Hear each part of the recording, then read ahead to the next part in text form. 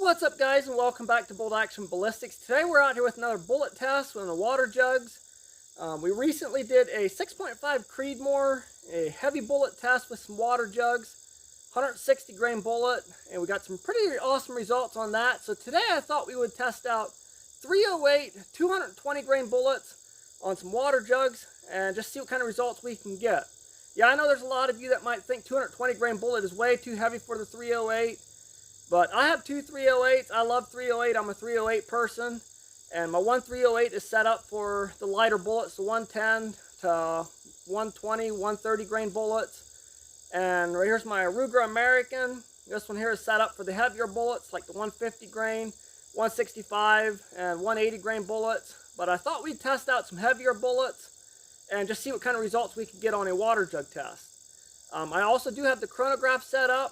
It is kind of a cloudy day. My chronograph doesn't really give good readings on a cloudy day, but we're going to go ahead and give that a try, and hopefully we can get some readings. But let's take a look at the bullets and the ammo we're going to be shooting, and then we'll get to shooting in some water jugs and have a little bit of fun and see what kind of results we get. So here we go. Okay, so this is my Ruger American 308 in a 22-inch long barrel, and here are the bullets we're going to be shooting. This is a 220 grain. I believe this is the Signature Ammo Incorporated SST with the black ballistic tip that focuses there. I believe that's what this bullet is. I bought this as a factory seconds bullet. We're going to go ahead and test that one out versus this 220 grain. This is a Nosler rounded ballistic tip. Curious to see what these bullets will do on a water jug test. So these rounds aren't my normal hand loads for 308. So these things are not loaded anything crazy hot. We are loaded at starting grain capacity for this test. So I'm not expecting anything crazy high on velocities. But we're just going to go ahead and give these things a try. And hopefully we can get a reading on the chronograph. And hopefully we can get some pretty cool results here on the water jug test. So let's get to shooting and see what kind of results we can get. Okay, so we're going to go ahead and shoot this black ballistic tip bullet first. You can see there how long this bullet is in the magazine. It's almost too long for this magazine, but it's crazy how a 220 grain bullet in a 308 and how long it is in this magazine. It's pretty crazy. We've got 6 gallons of water down there. Let's go ahead and see what happens.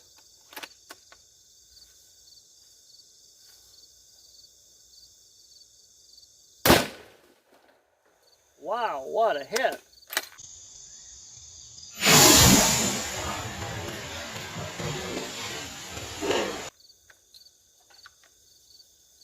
Okay, gun's clear. Let's go see if we caught that round.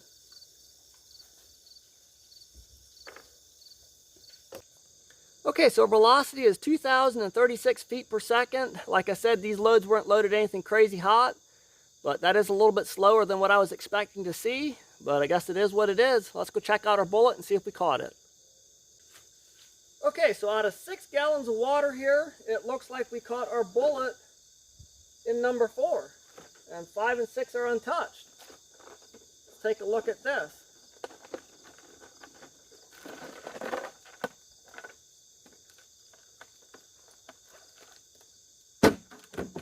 So our lead separated from the jacket here. But yeah, let's take a closer look at it. Okay, so here is our 220 grain black ballistic tip. Our lead separated from our jacket. Some pretty crazy stuff. Guess I'm curious to see what that Nosler bullet's going to do.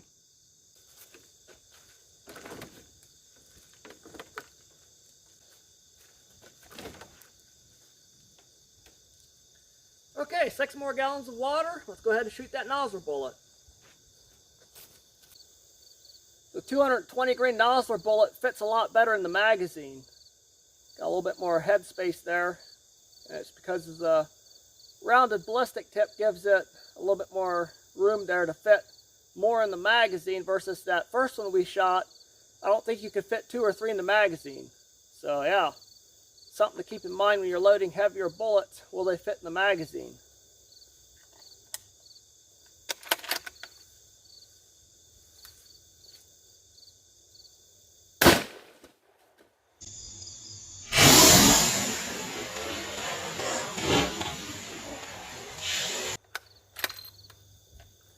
Okay, gun's clear. Let's go check it out.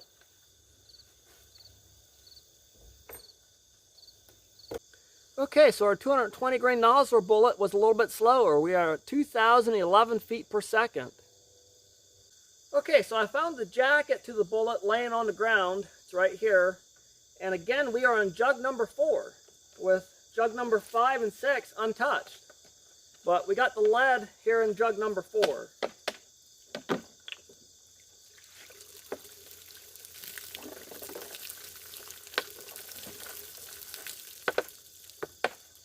Wow, that's crazy. Let's take a closer look at this. Okay, so here is the jacket. Boat tail. And here is the lead, which separated and we caught in jug number 4. Pretty crazy. Let's take a look at them all side by side.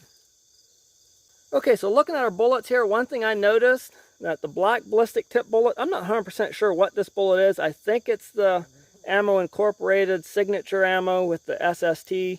You can buy those at factory loaded. But what I noticed is the base of this lead bullet here has a bigger base to it versus our Nosler bullet has a smaller base. That's because this jacket here has a thicker jacket. I don't think it's a bonded bullet, but it acts a little bit more like a bonded bullet versus this one has a thinner jacket. Yeah, that's some pretty crazy stuff. So yeah, 220 grain bullet into 308. Some pretty awesome results. So what do you guys think about a 220 grain bullet into 308? I mean, I guess it all depends on what you're trying to hunt, how far you're trying to shoot. Well, for me personally, 220 grain bullet would probably work just fine for what I hunt. Most of the time I hunt some fairly thick brush, so a slower, heavier bullet would be better for what I hunt. I'm not sure how these would work out for long range. We're just above the 2,000 feet per second mark, 2011 and 2030 something I think it was.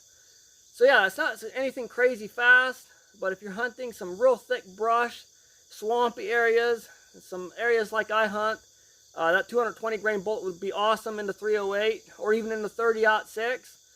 But yeah, it was just a crazy little test. I wanted to give it a try. We got 4 gallons of water is where we found the bullet, so it was a fairly amount of penetration, I would say, for a heavy of a bullet as it was, and we got some really good expansion on these bullets.